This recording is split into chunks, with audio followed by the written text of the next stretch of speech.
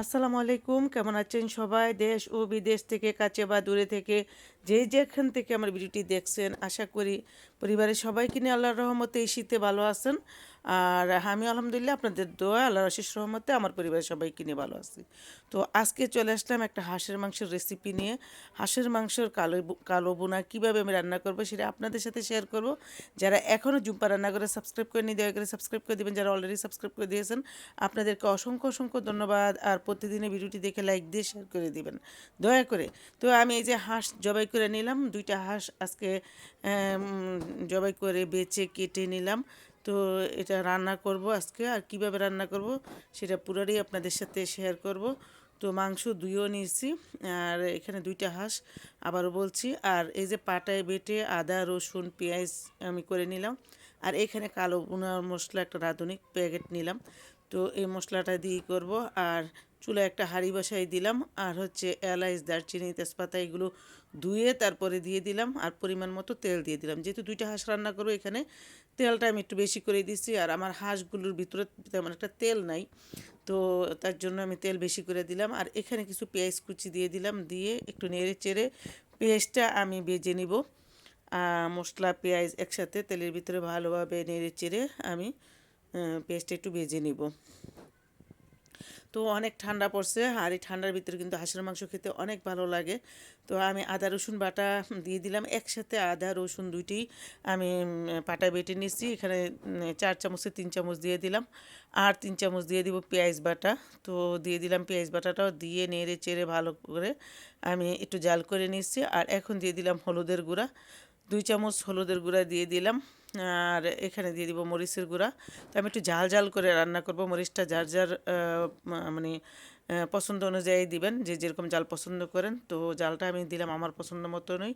আর এই যে ধনিয়ার গুঁড়া দিয়ে দিলাম 1.5 চামচ। আর দিয়ে দিব জিরার গুঁড়া, জিরার গুঁড়ো দিয়ে দিব আমি 2 চামচের মতো। তো যেহেতু দুইটা হাঁস, একটু মশলাটা বেশি বেশি করে দিচ্ছি। আর এইখানে দিয়ে দিলাম লবণ স্বাদ মতো। তো দিয়ে নেড়ে চেড়ে তারপরে দিয়ে একটু পানি দিয়ে দিতেছি। পানি দিয়ে ভালো করে নেড়ে চেড়ে মশলাটা কষিয়ে নিব। তো দেখেন মশলা এভাবে আমি কষিয়ে নিছি। আর এখন আগে থেকে ধোয়া মাংসটা দিয়ে দিব, হাঁসের মাংস। তো দিয়ে দিলাম মাংসগুলো, দিয়ে ভালোভাবে একটু নেড়ে চেড়ে দিব। আমি এর মধ্যে দিয়ে একটু মশলা অ্যাড করব। এখানে দিয়ে দিব কাঁচা সরিষার তেল দিয়ে দিলাম, সামান্য একটু দিয়ে দিতেছি সয়া সস। এভাবে দিয়ে দেখবেন রান্নাটা অনেক মজা হয়, অনেক ভালো লাগে। আর এটা হচ্ছে এই যে কালো বোনার মশলাটা নিলাম, এখানে 2টা প্যাকেট আসছিল। তো এক বড় প্যাকেটটার থেকে অর্ধেকটা দিয়ে দিছি। আর এই প্যাকেটটা আমি যখন রান্না শেষ হবে তখন উঠানোর আগে দিয়ে অর্ধেক দিয়ে দিব। তো আমি অর্ধেক অর্ধেক করে দিলাম কালো বোনা মশলার প্যাকেট, আর অর্ধেকটা রেখে দিছি।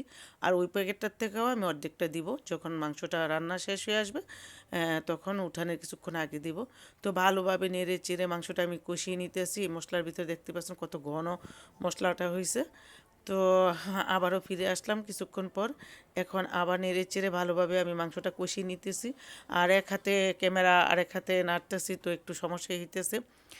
তো আমার ভিডিওগুলো আমি একা একাই করার চেষ্টা করি, হ্যাঁ, তার জন্য আমার ভিডিওগুলো করতে একটু সমস্যা হয়। আর এই সামান্য একটু পানি দিয়ে দিতেছি, দিয়ে ভালোভাবে নেড়ে চেড়ে তারপরে আমি ঢাকনা দিয়ে ডেকে দিব। আর মাংসটা এভাবে কষিয়ে নিব। আর মাংসর থেকে একটা জলের পানি উঠবে, তারপর আমি একটু পানি দিয়ে দিছিলাম। তো দেখেন কিছুক্ষণ মাংসটা নেড়ে চেড়ে আমি কষিয়ে নিচ্ছি। আর কিছুক্ষণ পর পর আমি নেড়েও দিয়েছিলাম, সেটা আর আপনাদেরকে দেখানো হয়নি। তো দেখেন, তো মাংসর থেকে জলের পানিও উঠছিল, আর একটু জলের পানি দিয়ে দিব মাংসটা সিদ্ধ হওয়ার জন্য। তো দিয়ে দিলাম, এটা আমি গরম পানি দিলাম। তো এখন আবার নেড়ে চেড়ে ঢাকনা দিয়ে ডেকে দিব। আর বলক না আসা পর্যন্ত।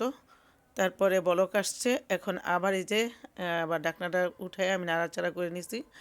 আর এটা রান্না হতে থাকবে যতক্ষণ না পর্যন্ত মাংসটা সিদ্ধ না হবে, ততক্ষণ পর্যন্ত।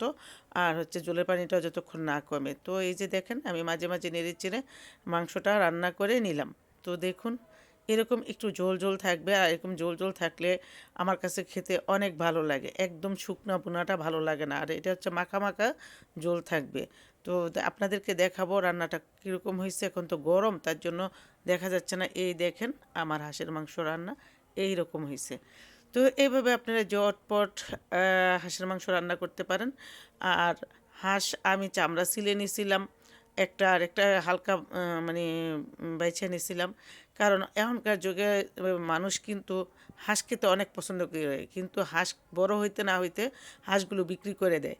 তো তার জন্য আমরা ভালো হাঁস পাই না। তারপরেও যদি যেমনই পান আপনারা আম, এই এই শীতে হাঁস খাবেন, হাঁস ছিলে তারপর রান্না করে নেবেন। আর আমি এই যে রাইস কুকারে গরম গরম ভাত বসাই দিছি। তো আমার রান্না বান্না শেষ, দেখেন রাইস কুকারে ভাত রান্না করে নিলাম, আর এই যে হাঁসের মাংস রান্না করে নিলাম, আর হচ্ছে একটা লেবু পাতি লেবু কেটে নিলাম, একটা পেঁয়াজ কেটে নিলাম। এখন মায় ছেলেরা মিলে খাওয়া দাওয়া করব। তো আপনারা সবাই দোয়া করবেন আমাদের জন্য, আমরা যে সবাই সুস্থ থাকি, ভালো থাকি। আর একটা কথা, আমার আব্বা একটু অসুস্থ, আমার আব্বা আম্মা দুজনেই অসুস্থ, তারপর আমার আব্বা একটু অসুস্থ, সবাই আমার আব্বার জন্য দোয়া করবেন।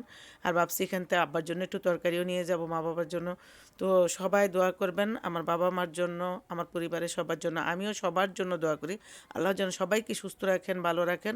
আর দেখেন কতটা সুন্দর হয়েছে মাংসটা রান্না। তো আজকের মতো এই পর্যন্ত। আল্লাহ।